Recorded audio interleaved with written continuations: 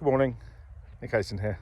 I'm on my morning walk. I'm having a sit down, and I'm looking out to sea. There it is. And the reason I showed you that is, of course, this week in Glasgow we have COP26, which is the climate summit, and I think it's. I think everyone would agree that there's a great deal of hope being pinned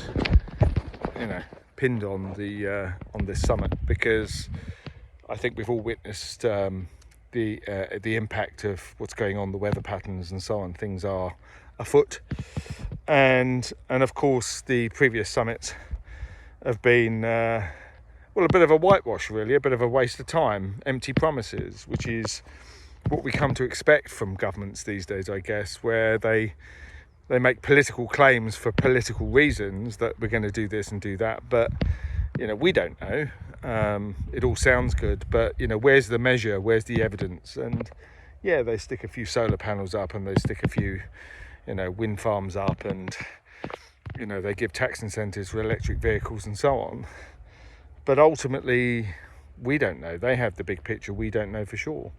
So they've all appeared in Glasgow, no doubt all flying in with on their private planes and their big boats and cavalcade. I think the US president, arrived, and he had, 22 cars in his, all big American V8s, of course, 22 cars, rolling in on the back of Air Force One flying over. And I understand the security implications, and I understand the need for these powerful people to have, decent transportation under their own control.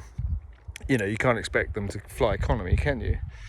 But at the same time, it is a bit hypocritical, isn't it? I mean, it sort of catches in the throat a bit, where we have our glorious leader Boris, and we have other leaders from the the leading economies, and I'm a little bit disappointed that the UN are represented, because they're not an elected body, and they're not a sovereign state either, and that's a bit of a concern from a democracy point of view. But if you think about the barefaced facts of what we're dealing with here, is we have to do something. We can't have these bloody silly summits going on every now and again, because you have changes of leaders. Before Biden it was Trump, and then before him it was somebody else, and they all have a different view, and governments have a different perspective.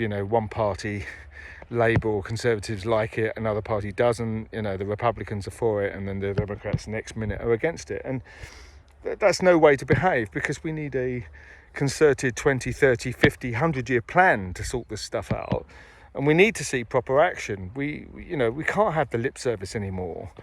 And, it frustrates the hell out of me, as I'm sure it does you. But you watch these guys on television, and it's lots of ceremony, and they have their dinners, they have their chats and what have you.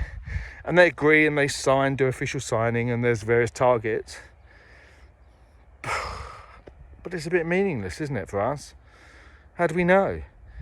It all sounds good. So we're sort of pulled into the big lie, really, that politicians in general really want to do something about this. But do they really? Is it more about them being, seen to doing it rather than doing it?